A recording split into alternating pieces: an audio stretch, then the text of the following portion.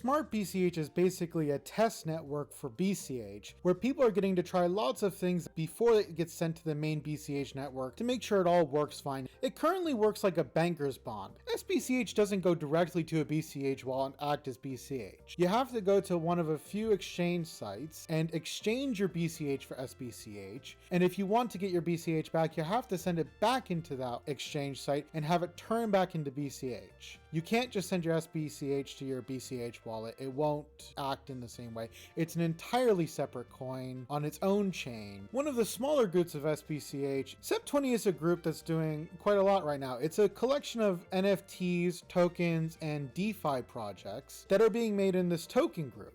The nice part about token groups is that it's really one of the easiest and simplest ways to enter into crypto without having too much high-level technical jargon thrown at you or something that you have to sink hundreds of hours into figuring out how it works. If you want to try a project or you want to see if something works as an economic concept, SBCH and SEP20 is really one of the places to check out because the time to make a token is really only around an hour of talking to people, or less. If you were an SLP, you already sort of know what's going on. The real big difference is that SEP20 is more like a motorcycle and SLP is like a moped. A moped got you where you wanted to go, was relatively comfortable and easy to ride. SEP20 requires a little bit more work to get everything out of it that you can, but it'll take you a lot farther and it'll go a lot faster. One of the main things SEP20 can do that SLP couldn't is smart contracts, and it's DeFi compatible, which is why if you want to know what DeFi groups are doing right now, SEP20 is really one of the places you should peek in on. And because it's so easy to use and make tokens, it's really quite a noob-friendly space because a lot of people who show up there are noobs themselves. If you remember my maze video,